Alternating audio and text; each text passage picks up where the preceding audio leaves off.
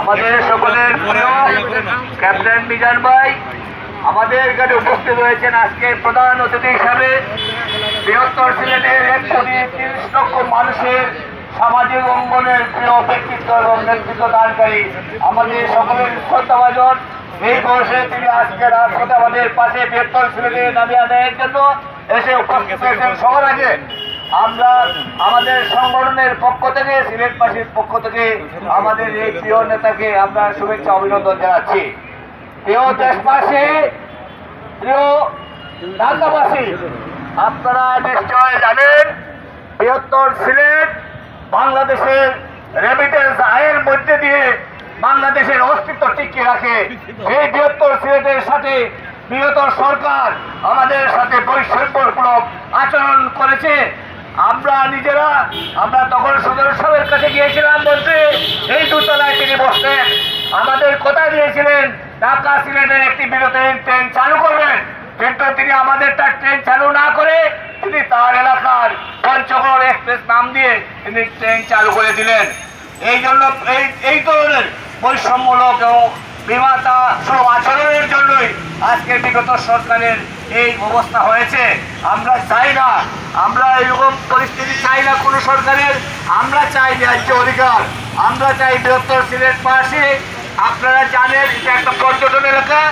এই এলাকায় সারা বাংলাদেশ থেকে এই ট্রেন চালু হলে, টাঙ্গুয়ার এক্সপ্রেস চালু হলে শুধু সিলেটবাসী এখানে আসা যাওয়া করবে না, সারা বাংলাদেশের মানুষ বৃহত্তর সিলেটের পর্যটনগুলোতে এবং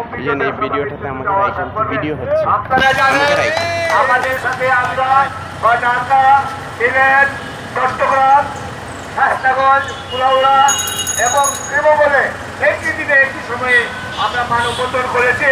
আমাদের কথা দেওয়া হয়েছিল আমাদের সাথে তারা আমাদের এই ট্রেনে 2টা ট্রেনের দাবি ছিল, ঢাকা সিলেট ট্রেন 2টা ট্রেন, সিলেট কক্সবাজার, চট্টগ্রাম কক্সবাজার 2টা ট্রেন। কিন্তু আমাদের সাথে আলাপ আলোচনায় আমাদের রেল কর্তৃপক্ষ কথা দিয়েছিলেন তারা সর্বোচ্চ গুরুত্ব দিয়ে এটা দেখবেন, কিন্তু তারা সেটা দেখেন নাই। তারপর আজকে আবারও আমাদের বৃহত্তর শ্রেণীর মুরব্বীদের নিয়ে আমরা আজকে আবার এখানে রাজপথে দাঁড়াতে হলো। আমরা দুঃখের সাথে বলছি যে আমরা অত্যন্ত দুঃখের সাথে বলছি যে আমাদের এই দাবিগুলো আপনারা অবশ্যই সর্বোচ্চ গুরুত্ব দিতে হবে।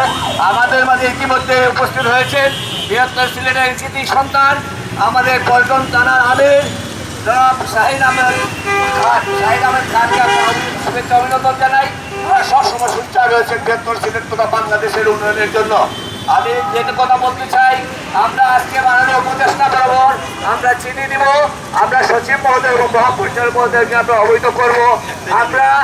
আমরা চাই আমরা যেন আর রাজপথে দাঁড়িয়ে রেল কর্তৃপক্ষের বিরুদ্ধে কথা বলতে না হয়। আমরা চাই সহযোগিতার মনোভাব দিয়ে আমরা বৃহত্তর সিলেটবাসী দেশে বিদেশে সকলের পক্ষ থেকে আমরা এখানে দাঁড়িয়েছি। এখানে যে 150 মানুষ আছে এটা বড় কথা নয়। আমরা যদি দাবি নিয়ে আমরা যদি দাম নেই অচল হয়ে যাবে অনেক কিছু, আমরা সেদিকে যেতে চাই না। আমরা চাই আলাপ আলোচনা আবেদন নিবেদনের মাধ্যমে বৃহত্তর সিলেটবাসী বাংলাদেশের উন্নয়নে যোগাযোগের এবং শক্তিসম্মত দাবি এবং সময়ের দাবি। আপনারা জানেন আমাদের বৃহত্তর সিলেটের যে সহযোগের কাজ রয়েছে এই কাজে মাত্র 12%। আপনারা মানেন আর না মানেন, বিগত সময়ে আমাদের সিলেট বিভাগকে ইচ্ছা করে 30 দেওয়া হয়েছে।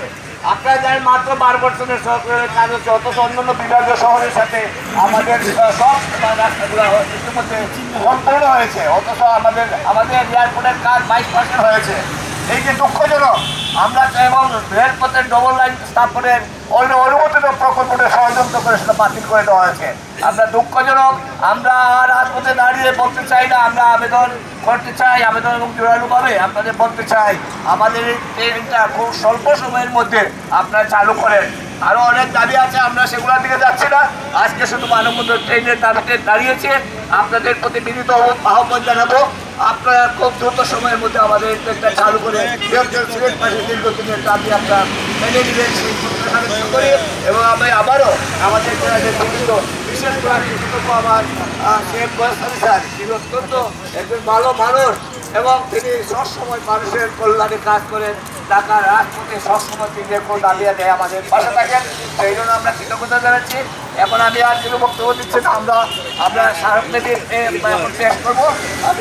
আমি এখানে উপস্থিত হয়েছেন আমাদের জামায়াত আমির শাহীন আহমেদ খানকে বক্তব্য দেওয়ার জন্য অনুরোধ করছি।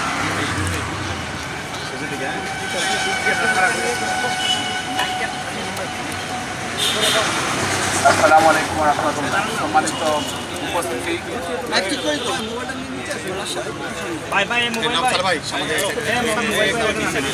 এখানে উপস্থিত আছেন